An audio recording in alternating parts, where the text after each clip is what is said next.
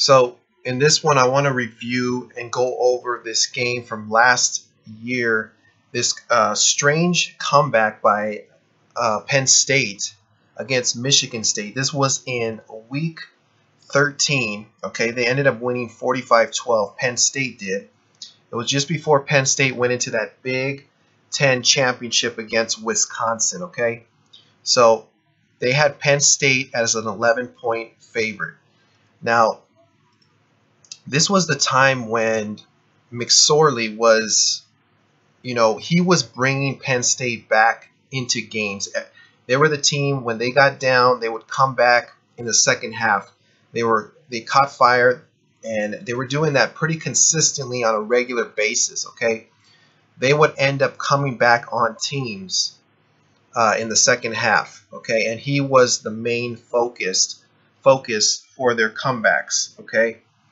But even though that was happening, this one had a very strange comeback because of the fact of what the line did. And I really believe that the Sharps and the wiseguys had a big influence on this comeback. Okay, so that is the reason why the public ended up losing on this game to Vegas. Okay, because this ended up being a rout after it was so competitive in the first half. It was 12-10, and then Penn State ended up going on, I believe it was like a 35-0 run, and Michigan State just couldn't score after that. So after the first half. Okay, so I'm going to show you this line, and I'm going to break this down. Okay, this was on November 26.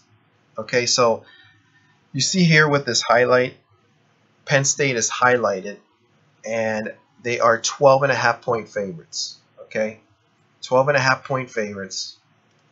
Now, the line ended up closing at 11. Okay, but you can't really tell by that. You can't just assume that they're taking Michigan State. You got to look at the line history throughout the week. Okay, so as you see with this line history here. Okay, so it opened up at 12.5. Now, the first day and the second day is usually when there's a lot of bets coming in.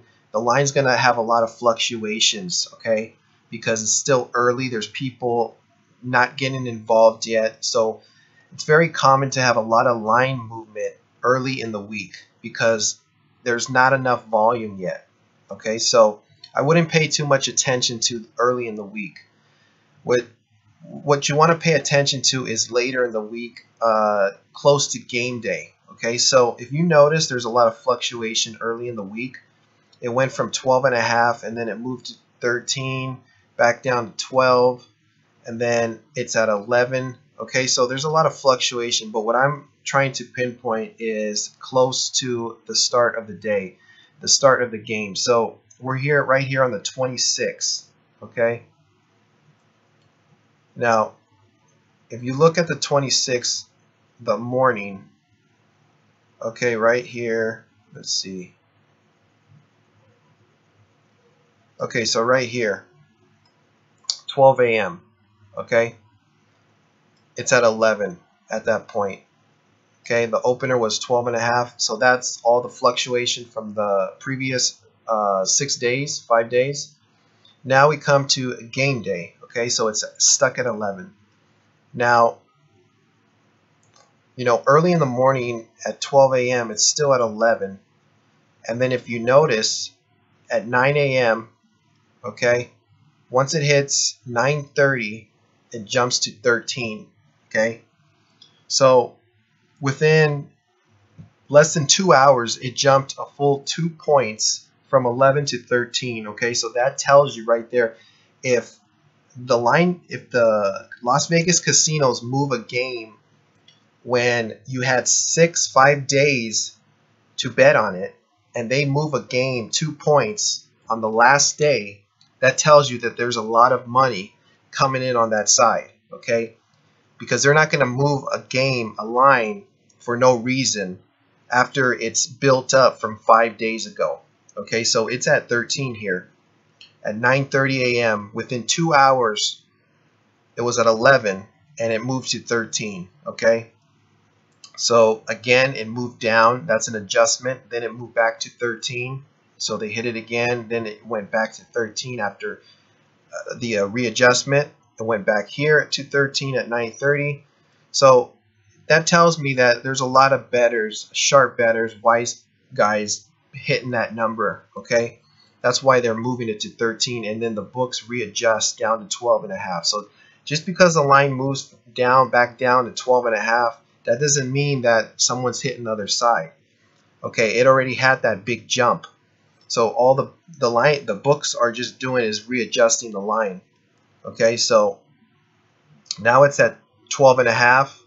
Okay, and then the public comes in again really late. They start adjusting it. You know, it goes back down to 12.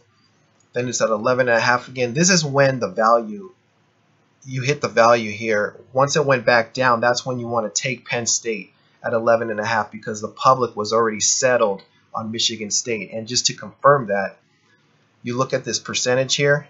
61% was on Michigan State. So you know the public was taking Michigan State already.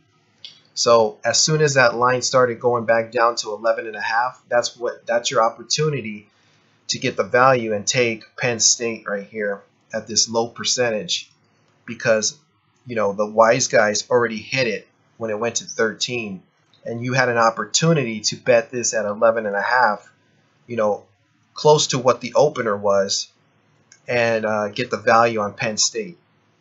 And then it ultimately closed at 11. So you had plenty of opportunities to bet Penn State at a good number.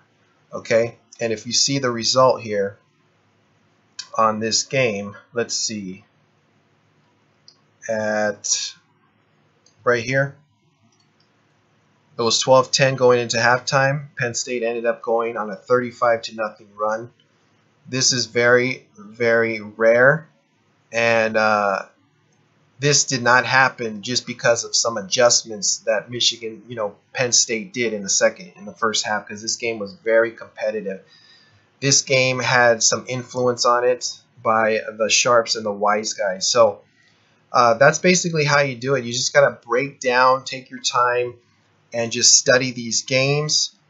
You can go back and watch this video over again if you got confused, but you really got to take a look at the line history when you're betting these games, because that will really help just by looking and analyzing how the lines fluctuate, because you knew right there, once that line jumped 2 points on the last day, you knew there was a lot of money coming in on Penn State. That's why they respected that move and moved it like that.